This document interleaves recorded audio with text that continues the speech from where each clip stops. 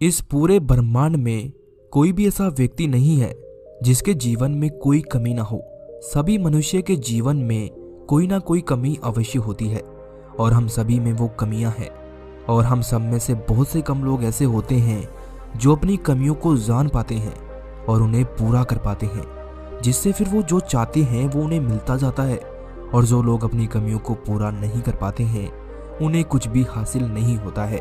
तो आखिर वो कौन सी गलतियां हैं जो आप कर रहे हैं, मैं कर रहा हूं और हम सब कर रहे हैं, और उन गलतियों की वजह से हम अपनी कमियों को पूरा नहीं कर पा रहे हैं, जिसकी वजह से जो हम चाहते हैं वो हमें नहीं मिल पा रहा है। तो आइए आज मैं आपको एक कहानी सुनाता हूँ। उस कहानी में आपको ये पता चलेगा कि उन बौद्ध भिक्षु ने कैसे अपनी कमियों को पूरा किया।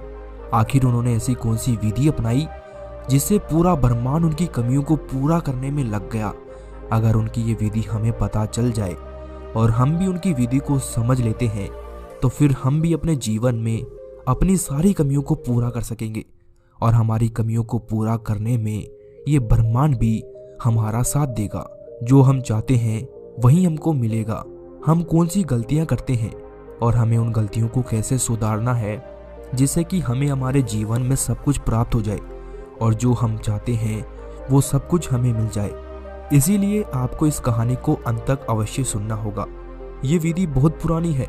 इस विधि को पुराने जमाने में बड़े बड़े ऋषि मुनि उपयोग में लिया करते थे, और उसी विधि की वजह से वो लोग जो भी चाहते थे, जो कुछ भी बोलते थे, जो कुछ भी सोचते थे, वो सब कुछ सही हो जाता था।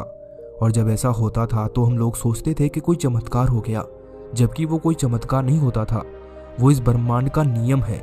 और जो मैं आपको बता रहा हूँ ये कोई अंधविश्वास नहीं है, ये हकीकत है और ये विधि वास्तव में काम करती है। और आज भी जो लोग इस विधि का उपयोग कर रहे हैं वो अपने जीवन में जो चाह रहे हैं वो उन्हें प्राप्त हो रहा है। बहुत पुराने समय की बात है। एक नगर के बाहर एक जंगल में एक बौद्ध भिक्षु रहा करते थे। जिस जंगल में वो रहते थे वो जंगल इस दुनिया का सबसे खूबसूरत जंगल था। उस जमाने में सभी लोग खेती किया करते थे और खेती ही उनका व्यवसाय था, और खेती ही उनके जीवन यापन करने का एकमात्र सहारा थी। वहीं से उन्हें भोजन प्राप्त होता था और पशुओं के लिए चारा प्राप्त होता था। लेकिन अचानक ही किसी वजह से वहां पर अकाल पड़ गया। पानी की एक बूंद भी नहीं बची। सभी फसलें खराब हो गई। लोग भूख प्यास के कारण तड़प रहे थे। उन्हें कोई भी रास्ता नजर नहीं आ रहा था। उन्हें समझ ही नहीं आ रहा था कि अब वो क्या करे। फिर उन गांव वालों में से एक बुजुर्ग ने गांव वालों से कहा कि हमारे जंगल में जो बौद्ध भिक्षु रहते हैं अब वही हमारी समस्या का समाधान कर सकते हैं। वो बहुत बड़े आत्मज्ञानी हैं, उनके पास कोई ना कोई हल अवश्य होगा। जब गांव वालों ने सुना तो उनमें से एक युवक उन बौद्ध भिक्षु को ढूंढता हुआ उनके पास गया। जब वो वहां पहुंचा तो बौद्ध भिक्षु अपनी तपस्या में लीन थे। उस युवक ने बौद्ध भिक्षु को प्रणाम किया और बौद्ध भिक्षु ने उस युवक को वहां आया देखकर उससे कहा कि क्या हुआ बेटा, यहाँ कैसे आना हुआ। बौद्ध भिक्षु की बात सुनकर वो युवक बोला कि महाराज, हमारे गांव की हालत बहुत खराब है। कई दिनों से वहां बारिश नहीं हो रही है। लोगों के हालात खराब हो चुके हैं। सब कुछ बर्बाद हो गया है। महाराज, आज तक हमारे गांव में इतना सूखा कभी नहीं पड़ा। लोग भूख प्यास के कारण तड़प रहे हैं। ऐसा लग रहा है कि सभी लोग भूख प्यास के कारण ही मर जाएंगे। अगर ऐसी हालत रही तो गांव में कोई भी नहीं बचेगा, पूरा गांव समाप्त हो जाएगा। अब आप ही कुछ कर सकते हो, आप ही उन लोगों को बचा सकते हो, क्योंकि मुझे पता है कि आप कोई ना कोई ऐसी विधि अवश्य जानते हो जिससे कि लोगों की जान बचाई जा सकती है और बारिश हो सकती है। क्योंकि हमारे गांव में बहुत दिन हो गए लेकिन बारिश होने का नाम नहीं ले रही है और चारों तरफ सूखा ही सूखा पड़ा है। अगर ऐसा ही चलता रहा तो सब कुछ बर्बाद हो जाएगा। अब आप ही कुछ कर सकते हैं। मैं आपके पास बड़ी आशा के साथ आया हूँ, आप हमारी सहायता कीजिए। मैं यहाँ से खाली हाथ वापस नहीं जाना चाहता। अगर आपने हमारी समस्या का समाधान नहीं किया तो सभी लोग मर जाएंगे। उस युवक की बात सुनकर बौद्ध भिक्षु कुछ सोचते हैं और कुछ देर सोचने के बाद उन बौद्ध भिक्षु ने उस युवक को कहा कि ठीक है, मैं तुम्हारी मदद अवश्य करूंगा। यह कहकर वो बौद्ध भिक्षु उठे और वहां से जाकर थोड़ी दूर पर खड़े हो गए और हाथ जोड़कर कुछ करने लगे। ये सब जब उस युवक ने देखा तो उसे कुछ भी समझ नहीं आया कि ये बौद्ध भिक्षु हाथ जोड़कर क्या कर रहे हैं। कुछ देर बाद वो बौद्ध भिक्षु वापस आए और उस युवक से बोले कि जाओ अब बारिश हो जाएगी। बौद्ध भिक्षु की ये बात सुनकर इस युवक को बड़ा हंसी हुआ। फिर उसने बौद्ध भिक्षु से कहा कि महाराज, आपने हाथ जोड़कर क्या किया है? क्या आपने कोई प्रार्थना की है जिससे कि बारिश हो जाएगी? युवक की बात सुनकर बौद्ध भिक्षु मुस्कुराए और युवक से बोले कि नहीं, मैंने कोई प्रार्थना नहीं की। बौद्ध भिक्षु की ये बात सुनकर उस युवक ने उनसे कहा, तो फिर आप इतनी देर खड़े रहकर दोनों हाथ जोड़कर वहां क्या कर रहे थे?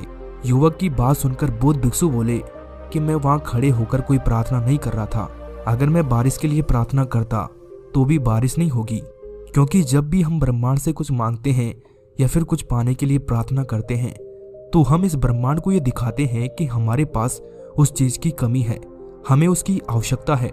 हम उस कमी को दर्शाते हैं और जाने अनजाने में हम उस कमी वाली स्थिति को और भी ज्यादा मजबूत बना देते हैं, जिसे हम बदलना चाहते हैं, जबकि हमें ऐसा नहीं करना चाहिए। अच्छा चलो, तुम मुझे ये बताओ कि अगर तुम बहुत गरीब हो और तुम किसी से मदद लेने जाओ और उससे कहो कि तुम बहुत गरीब हो और तुम्हारे पास कुछ भी नहीं है, तो क्या वो तुम्हारी मदद करेगा?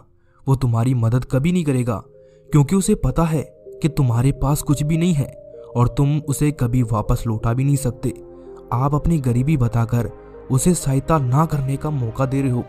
और वहीं अगर तुम उसे कुछ ना बताओ और उसे ये कहो कि तुम्हारे पास किसी चीज की कोई कमी नहीं है, और फिर अगर तुम उससे मदद मांगो तो वो तुम्हारी मदद अवश्य करेगा, क्योंकि उसे पता है कि तुम्हारे पास किसी भी चीज की कोई कमी नहीं है। वो तुम्हारी खुशी खुशी मदद कर देगा, क्योंकि अगर हम कमजोर बनकर लोगों से मदद मांगेंगे तो कोई हमारी मदद नहीं करेगा। वहीं अगर हम उनके सामने अपनी कमजोरी प्रदर्शित ना करें तो वो हमारी मदद अवश्य करते हैं। फिर बौद्ध भिक्षु उस युवक से बोले कि ये विधि गुप्त विधि है और ये विधि बहुत मूल्यवान है। मैं ऐसे तो इसे किसी को नहीं बताता, लेकिन हाँ, मैं तुम्हें ये विधि बता रहा हूँ ताकि बारिश होने में यदि समय लगे तो तुम इस विधि का उपयोग कर लो, क्योंकि कभी कभी हमें बार बार इस विधि का उपयोग करना पड़ता है। बौद्ध भिक्षु की बात सुनकर वो युवक बोला कि ठीक है महाराज, आप मुझे वो विधि बताइए। फिर बौद्ध भिक्षु बोले कि जो विधि मैं तुम्हें बताऊंगा, तुमने अगर उस विधि का गलत उपयोग किया तो वो विधि काम नहीं करेगी, इसीलिए विधि को ध्यान से सुनो। फिर बौद्ध भिक्षु बोले कि जब मैं तुमसे थोड़ी दूर गया था तो वहां पर जाने के बाद मैंने कोई प्रार्थना नहीं की बारिश के लिए, मैंने कोई निवेदन नहीं किया, लेकिन हाँ, मैंने उस समय उस चीज को महसूस किया, उस समय को महसूस किया कि बारिश हो रही है। और जब बारिश हो रही है तो मैं उस वक्त कैसा महसूस कर रहा हूँ। उन बौद्ध भिक्षु की ये अजीबोगरीब बातें उस युवक को समझ में नहीं आई। उस युवक ने बौद्ध भिक्षु से कहा कि महाराज, मुझे कुछ भी समझ नहीं आ रहा है कि आप मुझे क्या कहना चाहते हैं। आप जरा मुझे विस्तार से बताइए कि आपने वहां पर जाकर असल में क्या किया है। फिर बौद्ध भिक्षु ने उस युवक को पूरी बात विस्तार से बताई और कहा कि जब मैं वहां गया तो मैं नंगे पैरों खड़े होकर अपने दोनों हाथों को ऊपर उठाकर अपने पूर्वजों को, देवताओं को, पितरों को दिल से पुकारा और उन सबसे कहा कि मुझे आपका साथ चाहिए। और उसी वक्त मैंने अपनी आंखों को बंद किया और मैंने देखा कि मेरे गांव में बहुत तेज बारिश हो रही है। मैं कीचड़ में खड़ा हूँ और मैं मिट्टी की धीमी धीमी खुशबू ले रहा हूँ। मैं उस बारिश में खूब भीग रहा हूँ। मैं उन हरे भरे खेतों को देख रहा हूँ और सभी लोग बारिश में झूम झूम कर नाच रहे हैं। मैं पानी की हर बूंद को अपने ऊपर गिरते हुए महसूस कर रहा हूँ। इसके बाद मैंने अपनी इन खुशियों के लिए इस ब्रह्मांड को धन्यवाद दिया। अब बौद्ध भिक्षु की बातें उस युवक को समझ आ गई। उसने उन बौद्ध भिक्षु को धन्यवाद दिया और वहां से अपने गांव लौट आया। जब वो अपने गांव पहुंचा तो उसने देखा कि उसका गांव जो सूखा पड़ा हुआ था वो हरा भरा हो चुका है। हर तरफ हरियाली ही हरियाली है। अब सब कुछ अच्छा हो गया है। हर तरफ से मिट्टी की धीमी धीमी खुशबू आ रही थी। सब लोग खुशी से झूम रहे हैं। उसके लिए उस युवक ने अपने पूर्वजों और उन बौद्ध भिक्षु को धन्यवाद दिया। दोस्तों, उस समय जो उन बौद्ध भिक्षु ने किया वो कोई चमत्कार नहीं था, वो लॉ ऑफ अट्रैक्शन था, जिसे आज भी हम लोग कर रहे हैं और उसी पर ब्रह्मांड का नियम लागू होता है। जिस तरह से बौद्ध भिक्षु ने बताया कि मैंने उस चीज को महसूस किया, उस पल को महसूस किया, उसे ही आज के वैज्ञानिक और बड़े बड़े महात्मा उपयोग में ले रहे हैं, जिससे वो जो चाहते हैं वो उन्हें मिल जाता है। आपने भी सुना होगा कि हमें लोग कहते रहते हैं कि आप जो बनना चाहते हैं उसे महसूस करो, आप फिर वही बन जाओगे। उसको हकीकत में महसूस करो और फिर इस ब्रह्मांड को धन्यवाद दो, जैसे कि उन बौद्ध भिक्षु ने किया। और जितने भी सफल लोग होते हैं वो हमेशा अपनी सफलता के लिए धन्यवाद अदा करते हैं उन लोगों को, इस ब्रह्मांड को, जिसकी वजह से वो सफल हुए हैं।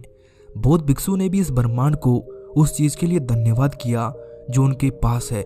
बौद्ध भिक्षु ने उस चीज को महसूस किया जो उनके पास नहीं थी, लेकिन उन्होंने ब्रह्मांड को यह नहीं दिखाया कि वो चीज मेरे पास नहीं है, बल्कि उन्होंने तो ब्रह्मांड को यह महसूस करवाया कि उनके पास वो वस्तु है और फिर उसी चीज को लेकर ब्रह्मांड को धन्यवाद दिया। लेकिन अक्सर लोग क्या करते हैं कि ब्रह्मांड को बस अपनी कमियां बताते रहते हैं कि मैं सफल नहीं हो पा रहा हूँ, मुझे अपना लक्ष्य प्राप्त नहीं हो रहा है, मैं जो भी करता हूँ मेरा सब कुछ बर्बाद हो जाता है, मैं कुछ भी नहीं कर पा रहा हूँ। और यही नकारात्मक विचार वो ब्रह्मांड को देते हैं, तो ब्रह्मांड भी उन्हें ग्रहण करता है और सोचता है कि वो कुछ भी नहीं कर सकता और फिर वो आपकी मदद नहीं करता। जब हम इस ब्रह्मांड को ये बताते हैं कि हम एक सफल इंसान हैं, हमें सब कुछ मिलेगा, हम अपने लक्ष्य तक अवश्य पहुंचेंगे, तो इस ब्रह्मांड को लगता है कि हम में वो शक्ति है, हम में वो पावर है, हम वो पा सकते हैं। तो फिर ये ब्रह्मांड हमारी सहायता करने में लग जाता है। जब भी हम किसी चीज के बारे में महसूस करते हैं और फिर धन्यवाद करते हैं, तो इस ब्रह्मांड को लगता है कि आपके पास वो चीज है, आपको और देनी चाहिए। और ब्रह्मांड के नियम के अनुसार जैसी ऊर्जा आप इस ब्रह्मांड को भेजोगे, वैसी ही ऊर्जा ब्रह्मांड भी आपको भेजेगा। आपने जैसा ब्रह्मांड को दिखाया, जैसे हालात उसके सामने रखे, वो वैसे ही हालात आपको लौटा देगा। यही तो ब्रह्मांड का नियम है। जिस प्रकार बौद्ध भिक्षु ने किया था, उन्होंने बारिश को महसूस किया, उन्होंने उस स्थिति को महसूस किया और फिर कुछ दिनों बाद ब्रह्मांड ने उन्हें लौटा दिया। वहां पर बारिश हुई, जैसा उन्होंने महसूस किया था वैसा ही माहौल बन गया। इसीलिए अगर आप अपने जीवन में कुछ भी पाना चाहते हैं, कुछ भी बनना चाहते हैं, तो उस चीज को महसूस करें कि आप क्या बनना चाहते हैं। अगर आप एक डॉक्टर बनना चाहते हैं तो अपने आप को वैसा महसूस करवाओ और उन लोगों को धन्यवाद दो जो आपको डॉक्टर बनने में मदद कर रहे हैं। और जब आप ऐसा करोगे तो आप देखेंगे कि आकर्षण का नियम का प्रभाव आपके अपने जीवन के ऊपर पड़ने लगेगा और वो सभी लोग जिनका आप धन्यवाद करते हैं वो आपको डॉक्टर बनाने में लग जाएंगे और ये ब्रह्मांड भी आपको डॉक्टर बनाने में लग जाएगा। आप जो कुछ भी चाहोगे वो आपको मिल जाएगा, क्योंकि आकर्षण के नियम के अनुसार हमारे भीतर जैसे विचार रहते हैं, जैसी ऊर्जा रहती है, वैसी ही ऊर्जा और विचार हमें प्राप्त होती है, चाहे वो आकर्षण लोगों के साथ हो या फिर ब्रह्मांड के साथ। आज ही अपने जीवन में धन्यवाद कीजिए इस ब्रह्मांड को, उन लोगों को जो आपसे जुड़े हुए हैं। फिर आप देखिए कि आपके भीतर खुशियों का संचार होगा, आप हमेशा खुश रहेंगे और आप जो कुछ भी सोचेंगे वो सब कुछ आपको मिलेगा। अगर आप किसी से ठीक से बात करते हो तो सामने वाला भी आपसे ठीक से बात करेगा। अगर आप उसके साथ बदतमीजी करोगे तो वो भी आपके साथ बदतमीजी करेगा।